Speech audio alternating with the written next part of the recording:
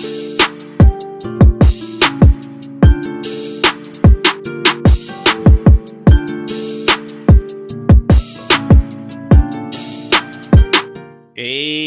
what up, ladies and gentlemen? Welcome back to another episode of the G Perspective. I am your host, George Michael Perez, aka GMike.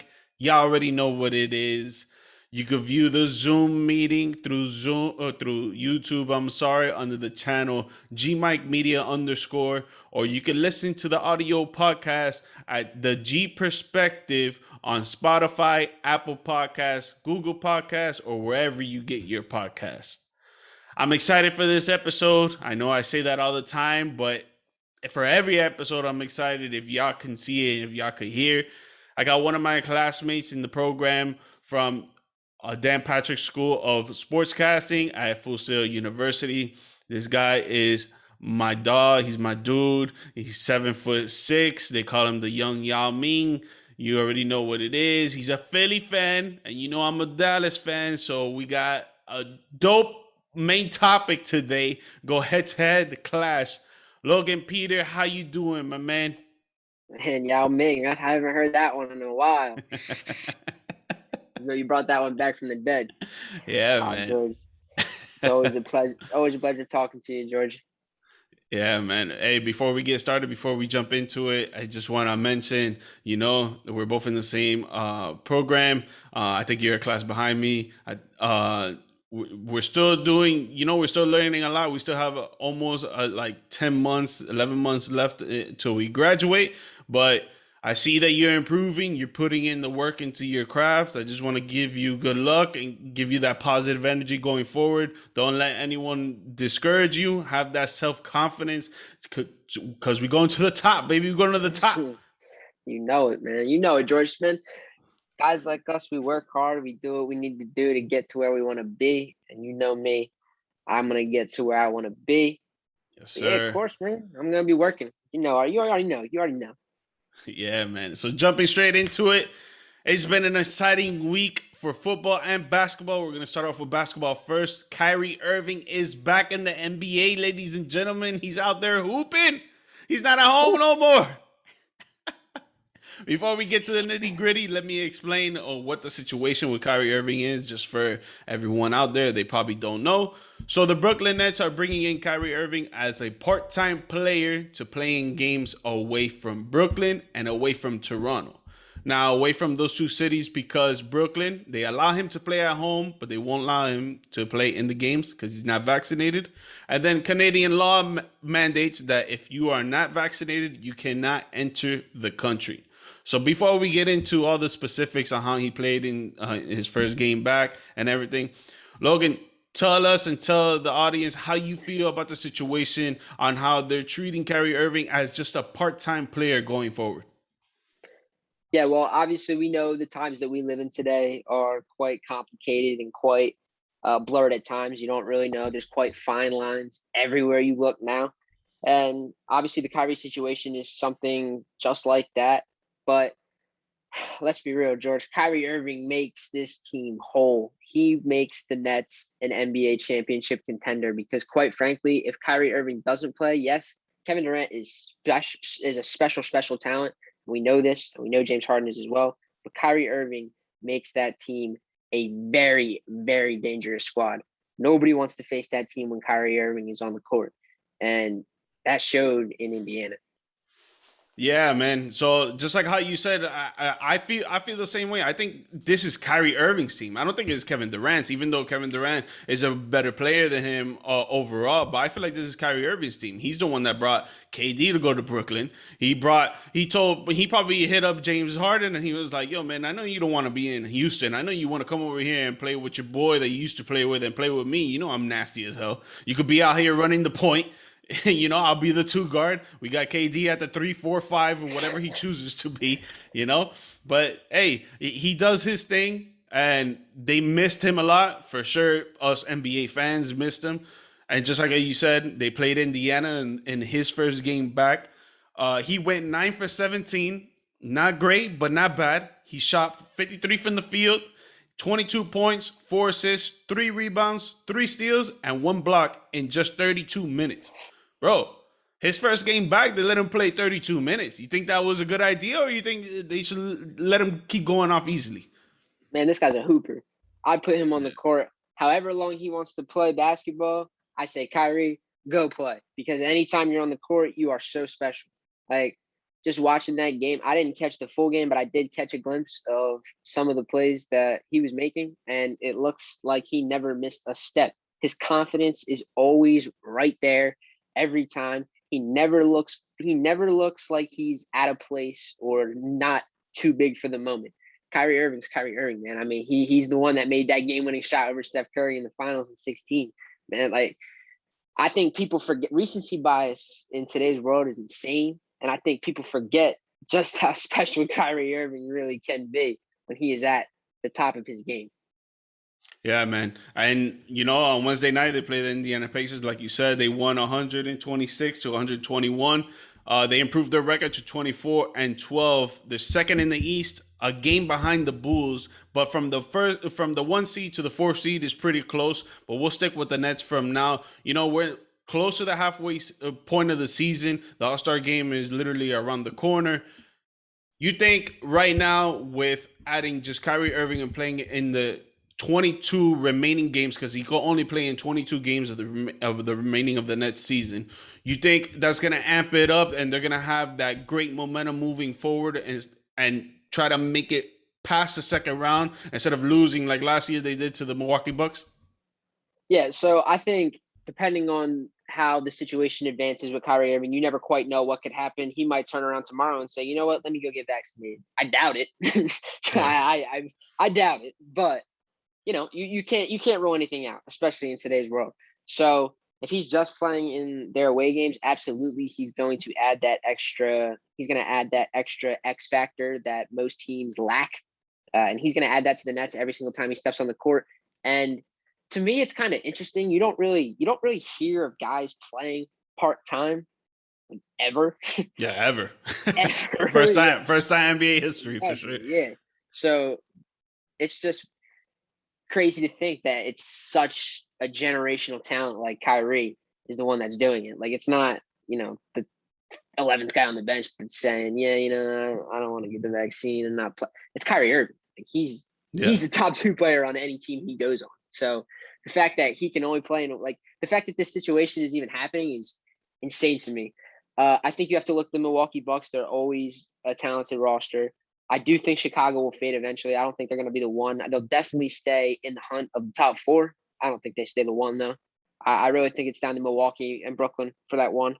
And Kyrie Irving can definitely make an impact on those game 1s, 2, and 5 in, wherever they'd have to go.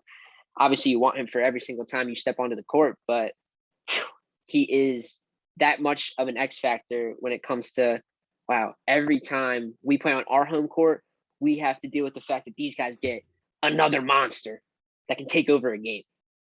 Yeah, 100%. And just like how you just mentioned that, having him on the road, like this weekend, tomorrow, actually, the Nets play at home Saturday night.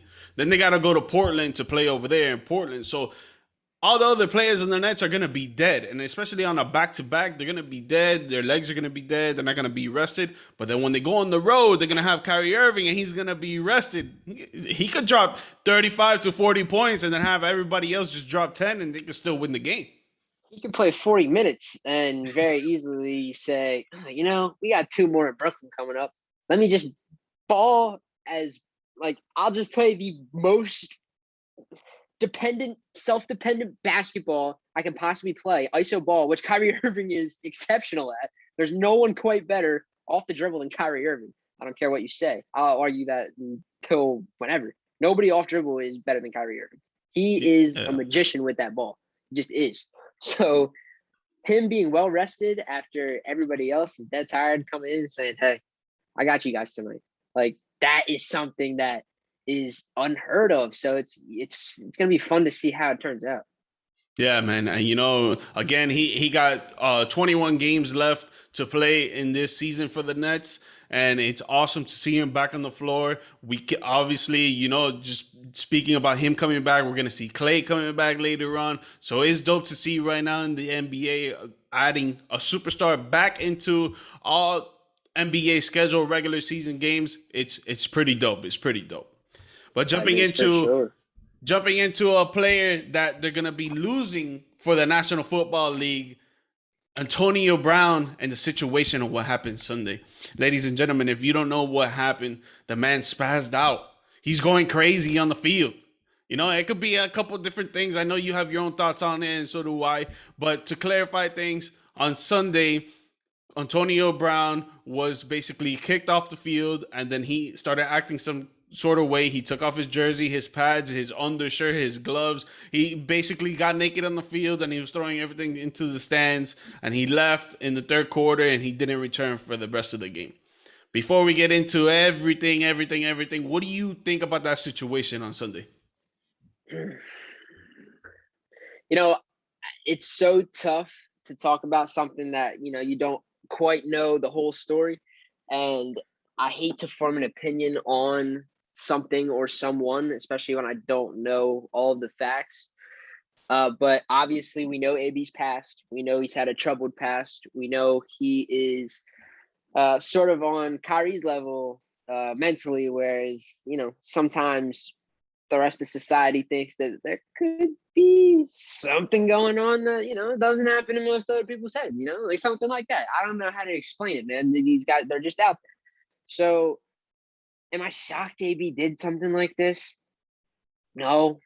I can't I can't sit here and say I'm shocked that he did what he did. But to say it's right, like it's completely unprofessional, and I doubt any other professional football team gives him another chance to play on their team. Definitely not this year. I probably not next year. Like I said, I'd be shocked if it ever happens at all. But I have seen some stuff coming out from Antonio Brown where he was like, "Hey man, like I was hurt.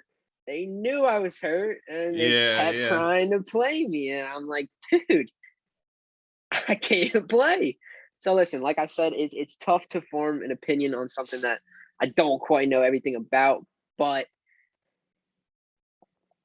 like if you were to tell me, last week one guy in the league was gonna spaz out, take all his stuff off on the field, and walk out, and you said it was AB, I'd But be I like, laughed.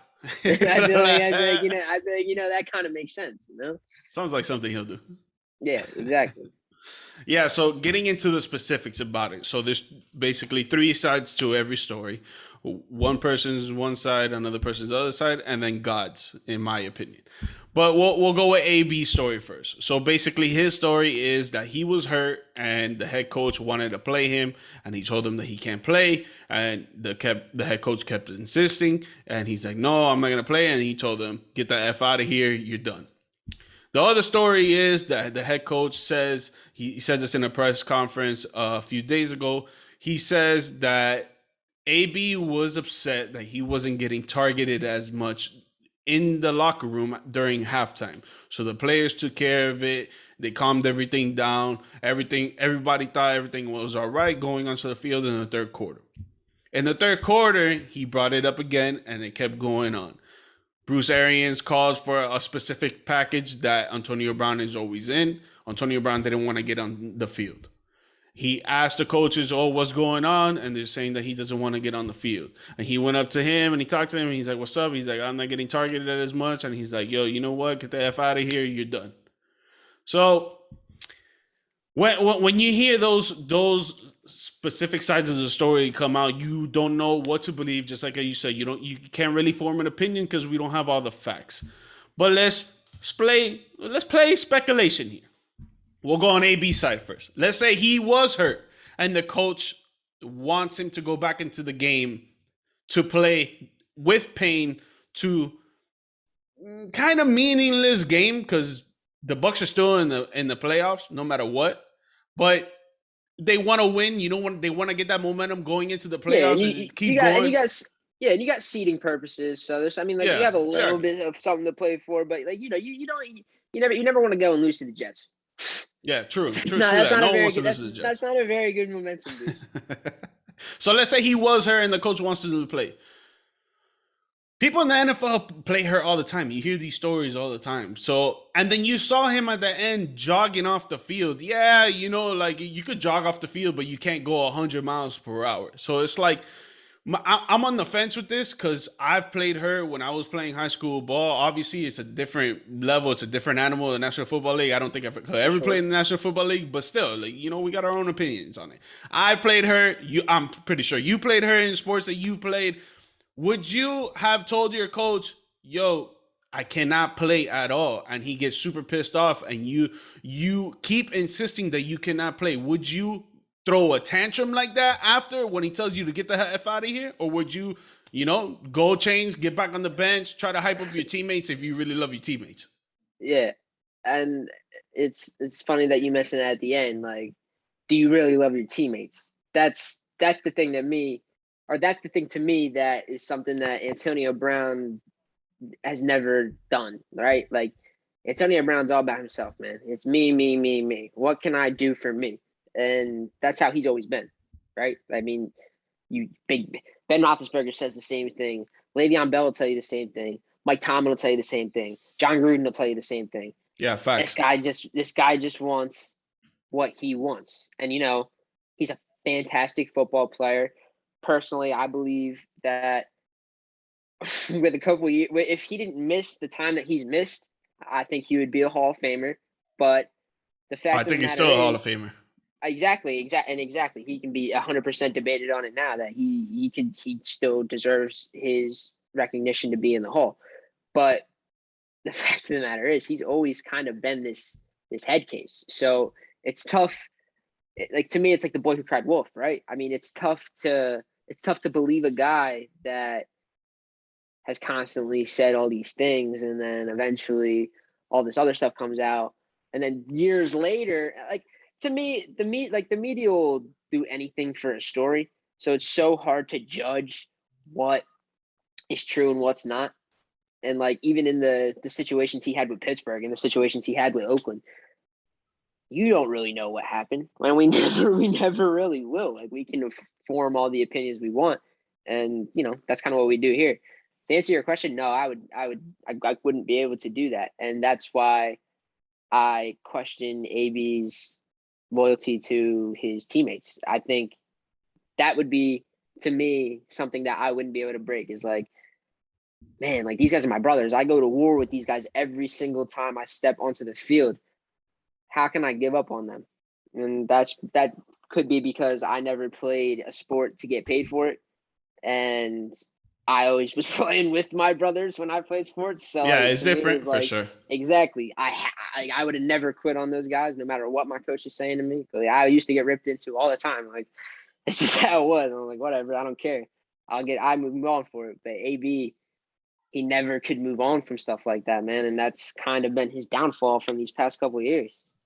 Yeah, man. And just touching up on that before we get into just the coach's side, a few hours ago, AB said something and it came out on Bleacher Report and everything. He said this about Tom Brady not being able to win on his own. He said, Brady can't do shit by himself, but you guys going to make it seem like he's just this heroic guy. Then he goes on to say, Tom Brady's my friend. Why? Because I'm a good football player. He needs me to play football.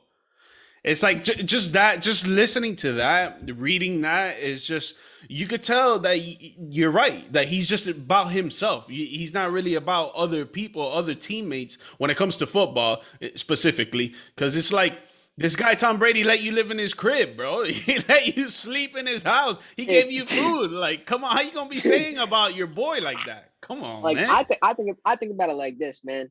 Tom Brady could go pick up Jim John that just played at Temple University last week, and I promise you, he'll make him do the same exact thing that they were. AB was running screens, bro. Like you act like this guy's acting like he was doing all the special things that he was doing with the Pittsburgh Steelers, bro. He wasn't. He hasn't been that for a long time.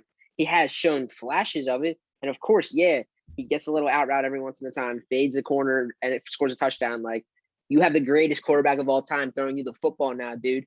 Like you can create a half a step of separation and he will find you. Like being that insensitive about something like even that, it's like, to me, it's like, how can you even believe anything this guy says? Like he's a walking meme. Yeah, yeah. Well, just jumping onto the coach's side. Now, let's say we do believe AB and the coaches wanted him to play her, and there's a rumor going out there that he wants to sue the coach because the Bucks released him. Obviously, if you guys didn't know, the Tampa Bay Buccaneers released Antonio Brown after this incident. If he goes and he wants to sue him and he shows him the text message that he put up on Twitter saying all this stuff, I believe it's a bad move on the coach, because if it's true what AB's saying, that he wanted him to play her, and AB's telling him, yo, I cannot go out there, I cannot go full throttle. You want me to go out there and risk my leg for you when you could just sit me out and we could probably still win the game? What do you think would be the, how do I say this, the good punishment against a coach in this situation? I mean, look, to me, you can't really. I had coaches like this, right? A head coach is someone that needs to make sure that there is chemistry, right? Chemistry in the locker room in all aspects, right? Like he needs to be able to form good relationships with his players, and he needs to be able to make sure that players form good relationships with each other. That's how you win in this league, man. Like you're not. I'm telling you, this is why I don't. This is a whole nother story. I don't want to get backtracked on this, but like this is why teams like the Los Angeles Rams, to me, will not win, bro, because you need chemistry to win in this league, man. I'm telling you. But like I said, Antonio Brown to me is like, in the locker room, it's tough to form chemistry with a guy that's always thinking me, me, me. So I don't fault Arians for, and I did see those text messages. To me, I think there's probably truth to both sides of the story, right? I think AB is probably saying, he was probably right in the fact that like he wasn't 100%. He didn't want to play, and he was probably adamant about that. But I feel like Bruce Arians right in the fact, like, dude, T.O. played the Super Bowl on a broken leg. Yeah, against the A broken Patriots. leg, bro. Yeah, like just because your ankle's a little sore, like he didn't break it. Like he's got no broken. X-rays all came out, all that stuff. Like there's No, he wouldn't be nothing. jogging at the end of the game if he broke Exactly, that. right? Yeah. There's no ligament damage in your ankle, bro. So I don't know. To me, I don't think there could be really, and the suing thing to me as well is just it's an attention grab, man. Like, how can you sue a coach for telling you to get the fuck off the field after you didn't go in the game when he told you to, and you have all your stuff on? I don't know, bro. Like to me, it's like you wouldn't have suited up if you weren't ready to play in that game. Yeah, it's a tough situation for sure about what happened. But the last thing I just want to touch on, because I know a lot of people make jokes about it. You know, my boys be making jokes about it and saying that Antonio Brown has CTE. So let's assume that he does have CTE, and we're out here joking about it and whatever. As a coach, as an organization, as a franchise, if you think that your player has CTE, you need to go out there and get him some help. And as a player in the league, if you feel that you have CTE, you need to go out there and get help.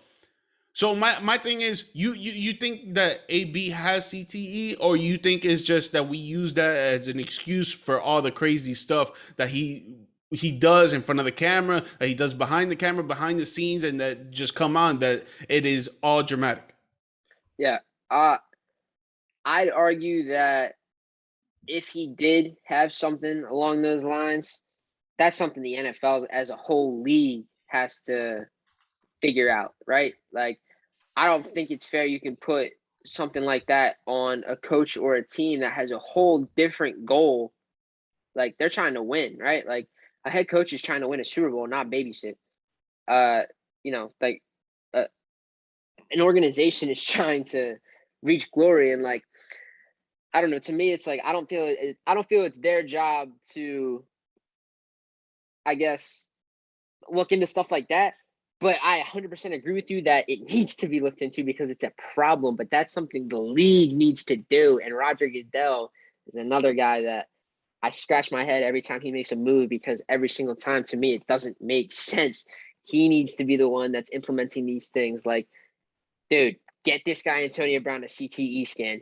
because some of the stuff he's been doing recently is a little bit off the wall. It's the same thing as a random drug test. Like, why can't the NFL just go, hey man, we want a random CTE scan you real quick just to see what's going on up there? Like, okay, sure. And they would, you know why they would do that? Because they could just say, if you don't do it, you won't get paid. Okay. I want to get paid. If I'm a player, I want to get paid. That's why they do the random. You think they want to do the random drug test? No, nobody wants to do a random drug test. No one wants to go pee in a cup. You know what I mean? Like, just implement it. And stuff like this, I'm sure, like, I don't, obviously, you never know, but a lot of these situations where guys are trying to, I guess, force attention upon themselves and could be in a situation that they have something actually wrong, that's on the NFL, man. Like, that's something that they need to figure out. And it's been a problem for a long time. You see guys coming that are retired, coming back to the NFL, suing them like, my brain is messed up and you guys have done nothing about it my entire career. Like, that's something that's always been needed to be fixed, but just goes down the ginormous list that the NFL neglects. Yeah, I think when it comes to that, I think everyone needs to be held accountable for. I think the NFL, I think the coaches on the teams, the front office on the teams, the players themselves, everyone that is involved with the game, I think they need to be involved with that because it's something very, very serious, and we take it too damn lightly. You know, there's people out there. There was a movie that they made on concussion with Will Smith that I'm pretty sure you saw it. That they go deep about that. There's people out there that have their own stories that they die at 40, 45 years old. And it's like, that's way too young in 2022 to be dying at that age. I think that age is like your peak right now in this age. Right? Maybe 100 years ago was different, but right now that's like people's peak. So like, should be. Yeah, people dying off like that. They need to have more research on this. They need to have more implementation, how you just said, into the contracts that they do random fucking CTE scans or something. They need to be more serious with this because it's not cool. And if Antonio Brown is going through this and he's acting up all around the league with just because, let's say it's because of CTE, then that shows that it's a big problem. People need to be working on it more and they need to improve, bro, because it's not cool and it's not healthy for everyone to be seeing this and to be going through it. And George, unfortunately, the reason they probably don't have these random CTE scans and stuff like that 100%. 100%. Capitalism all day, brother. Because you got to pay people to do those CT scans where Crazy, you can just tell a player to go to the bathroom and take a fucking piss in a cup. We'll do that on the drug tests all day long. Sure, look what we're doing. We're making these guys do drug tests. See how we are as a league? We're good. We're top of the line. Yeah, man. Spot on. Spot on. You hit it spot on. If someone actually needs help and actually needs us from somebody that gave us basically their entire lives to entertain the people that make us money, well, God forbid we do that and give back to them. That's how they've always been. It's how every big conglomerate is. You're right. Capitalism in America, bro. That's it at its finest. It's crazy. It's crazy. But hey, man, just sticking with the NFL, jumping into our next topic, because I know you're a big-time Philadelphia Eagles fan, and I'm a big-time Dallas Cowboys fan. So right now we're going at it. It's the enemy against the enemy. You know what it is this weekend. Unfortunately, this game doesn't mean nothing to us because we both clinched the playoffs. Yeah. The Cowboys got like 7-8 players on the COVID list, so they're probably not taking it serious. They're probably saying that they got COVID and they go. And Philly's another one. They're losing players back to back to back. But real quick, we're gonna jump to what happened week 3. I know you don't want to reminisce, but I want to reminisce right now. That was the first matchup of this season between the Eagles and the boys. The boys won 41-21.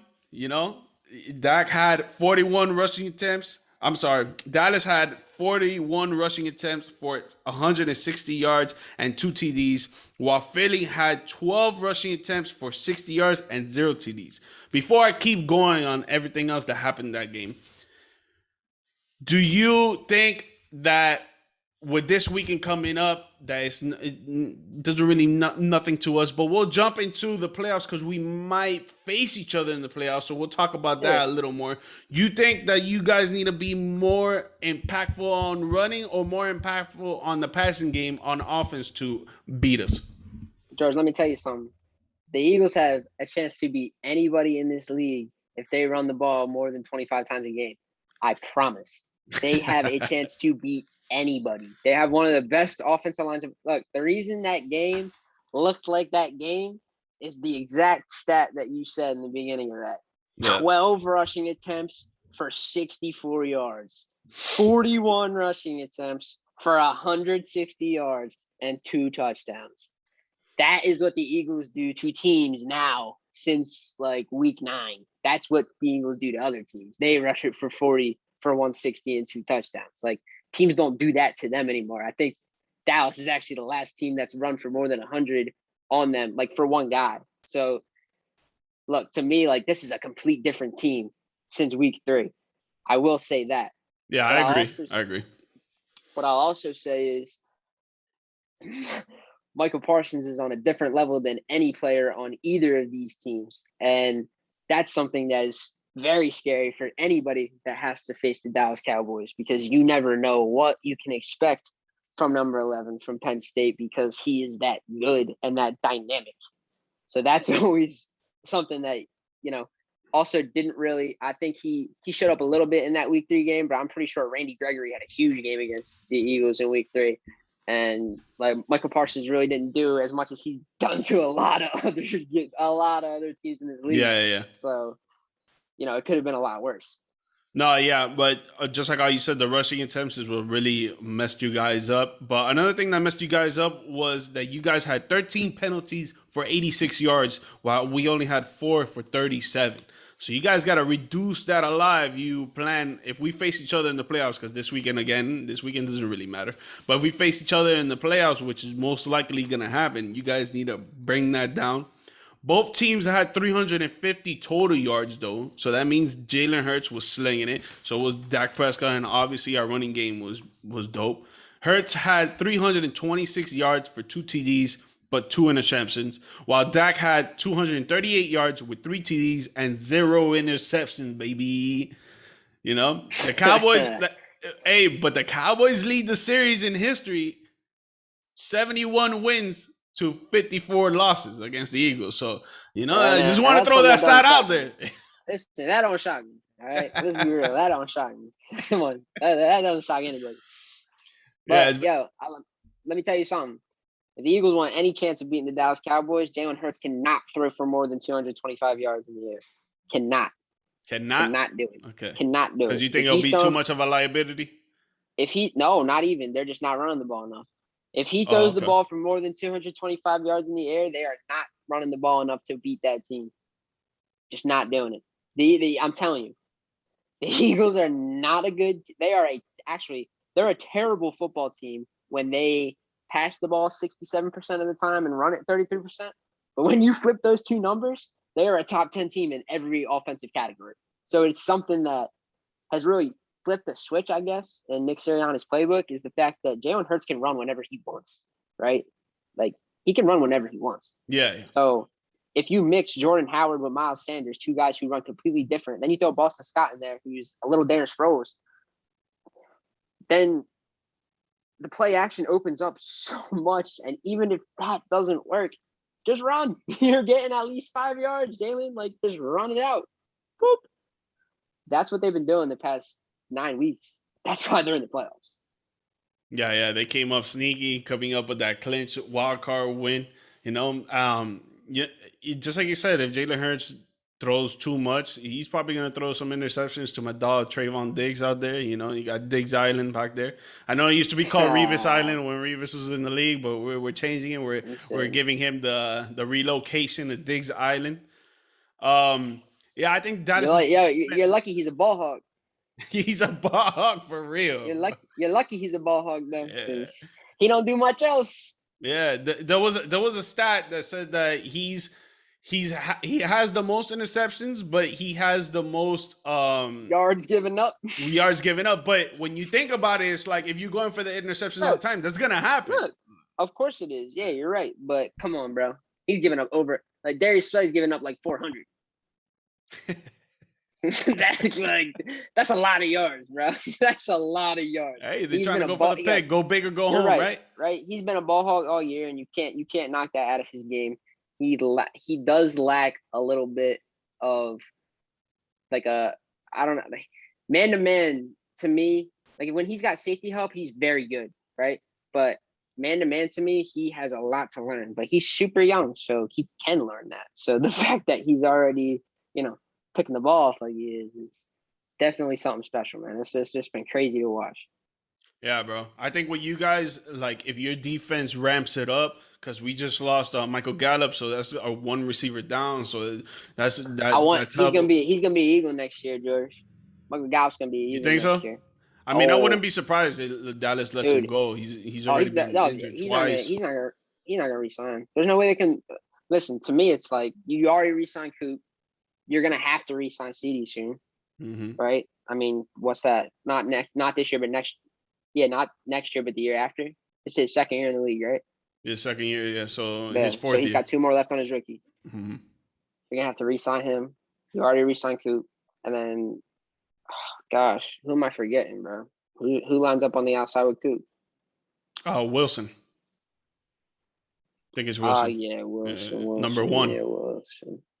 Yeah, I don't know why I feel like I'm forgetting somebody, but whatever. Yeah, the fact of the matter is they can't pay CeeDee Lamb and Michael Gallup together, man, because CeeDee Lamb is a talent. that guy balls. So yeah, he's gonna demand some money. So I just don't see them paying both of them, especially signing Coop. It's gonna be very. It's actually, if you have any chance of re-signing Michael Gallup, it's probably a better chance now coming off an ACL injury, because he might want to sign a 1-year prove-it deal to get back on his I don't want get back on track. I know you don't want it, but yeah, man, injury prone like a mo. Yeah, man, give him to the Eagles or whatever. Yeah, that's one thing that scares me about him for sure is injuries. But the Eagles need a veteran wide receiver, man. Yeah, you guys do. I was about to say that because you got Devontae Smith out there. He shows that he has potential, but he hasn't really done a lot this season. But he's made impactful plays that made him win games. He's got like 7 touchdowns out of Hurts is like 11 or like 12. So like, listen, he's had a productive year. He doesn't have the yards because he just doesn't get the targets because they don't really throw the ball much. But like, he's had besides Waddle and Jamar, I'd say he's probably had the 3rd best year out of a rookie wide receiver this year so far, which is not awful, right? Like Jamar Chase he blew everybody out of the water this year. Oh yeah, right? If they don't give him the rookie of the year, bro, like especially after that last week, bro. That was Madden numbers, bro. Yeah, that was Madden numbers. Right now, it'll be political if they don't give it to him. For real, right? For real. But I don't know. To me, it's like the Eagles need another vet guy, maybe an Allen Robinson, someone that you can get like on an Alshon Jeffrey type deal when they did that in 17. Like you got to sign a guy that is not going to cost you an arm and a leg, but he's going to really benefit your football team, because Jalen Reagor on that other outside is starting to get a little shaky. Like, I'm starting to have another Jalen Reagor, man. Like and they're going to keep him on that rookie deal because he's a 1st-round pick, and Hy Roseman hates being wrong. That's why Nelson Aguilar was here for 5 years. But I don't know, man. They got stuff to do. But I'm telling you what, they have no chance of beating your Dallas Cowboys if they do not run the football. If you're not running the football at least 66% of this time, especially in this, I don't care. Like you said, I don't really care much about this game like this week. But if they do meet in the playoffs, you're not winning a game against the Cowboys if you don't keep Dak off the field at home. That's just how I think about it, man. You got to keep their defense on the – if you keep your defense on the field, run the clock, drain some energy, and keep Michael Parsons away from anybody, which is going to be a mighty heavy task in itself, defending number 11. And that's my guy, man. Like, I'm a Penn State guy. I'm a Penn State fan. So when you guys drafted him, I was like, oh, it just Shot in the chest. it was like like Yeah. I already had one in my heart from when the Giants took Saquon. I was like, Yeah. oh, another one just came in. Yeah, nah, but that guy's a talent, boy. I don't know. Who do you want to face in the playoffs? Who would your ideal opponent be? Well, I don't want to face Green Bay. I'll tell you right now, I do not want to face Green Bay. Green Bay it's a monster, and I still believe they're going to the Super Bowl. I don't think Tom Brady's going to be back there this year. But if I would choose someone to face, I would say you guys first round because it would be a wild card, so it would be you guys or You gotta face us then the Saints. Yeah, I was about to mention them. You guys, the Saints. The Saints already clinched, or there's still one more spot for someone to clinch. So San Francisco's in that spot right now, but they play the Rams, so they have to win. And if they lose and the Saints they play some bummy team. And if they beat them and the Niners lose in their end, yeah. So that's when the Eagles would play the Bucs as the 3 versus the 6 if San Francisco loses to the Rams. And the Rams are still going to be playing for it because they got a chance for that too. Yeah, true. Yeah, so I would face you guys, Saints, or Niners. Yeah. Yeah. Because, I mean, going up against LA, it's going to be a tough game, and I feel like LA would just pull it off right at the end because I don't know why I got this feeling that our defense will just like shrivel up and get on the sideline and not do anything. So it'll be tough for sure. I don't want to play Green Bay. Arizona, we just lost to, but I feel like if we would play Arizona, maybe we'll pull off a second game and get that win in that second game. But even then, that's 50-50. But yeah, again, like I said, for sure, not Green Bay. See, I think the Eagles match up half decent against Green Bay.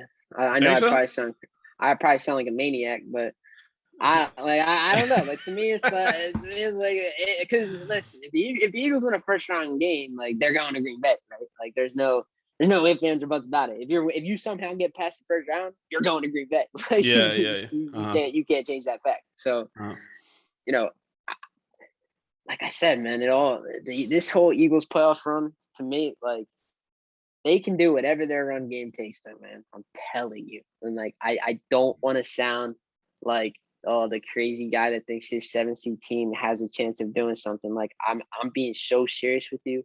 Like if they throw the football, they are going to get blown out. And I can't emphasize that enough. Blown out. But if they sustain a run game against any one of these 6 teams, I'm not saying they're going to win the game. I'm not saying they're going to beat all 6 of these teams. They can win any of these games.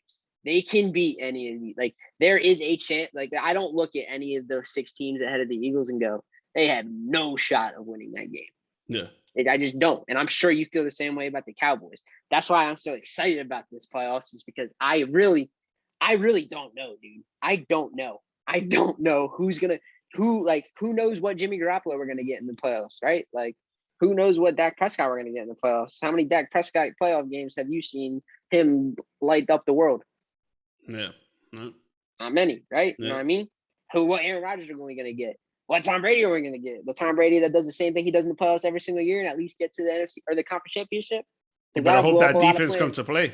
You better hope. That's what I'm saying. Yeah, exactly. That blows up a lot of plans just like that. So at least on the NFC side, man, I'm excited. Like I'm excited to watch that. It's going to be crazy. Yeah. No, it's going to be a great time. Hopefully we face each other in the first round so we could go grab a beer, watch the game. Yeah, right? It'll be exciting. We'll go to the Eagles bar in Orlando, huh? Oh, yeah, that one spot you showed me. Yeah. I'll go out there with full Cowboys gear. I don't care. You just got to be ready if we get in a fight. That's all right. I'm on your side. Hey, man. Hey, thank you for your time, bro. I appreciate it. You know, I told you before, you could always come back on the podcast. You know what's up. You're my boy. Sure. Again, good luck with the rest of the course. Hopefully we get back into the same class because obviously your class right behind me, but hopefully we get back to the same class. Real quick, before you get out of here, let everyone know where they can follow you, where they can watch your stuff.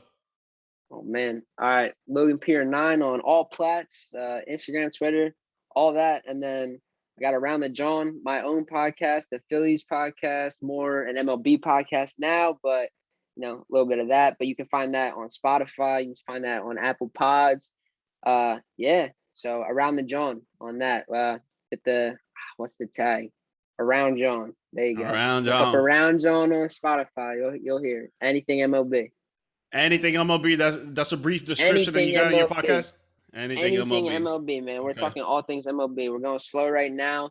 Monthly episodes for the off season, and we got the lockout going on right now. Yeah. So that's a whole other story that we can't really be doing much about. So, we're playing it by ear with the MLB stuff. So we're gonna see how that goes. But yeah, thank you again, George, for having me. It's always a blast talking to you.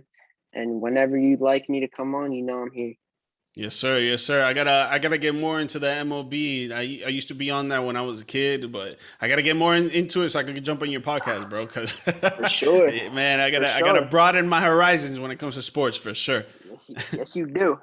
Ladies and gentlemen, you know where you can follow me on Twitter at GMike Perez, on Instagram at GMike Media _ YouTube. The channel is GMike Media _ as well. You could view the podcast there, the Zoom through there, or you could listen to the audio on the G Perspective on Spotify, Apple Podcasts, Google Podcasts, or wherever you get your podcasts.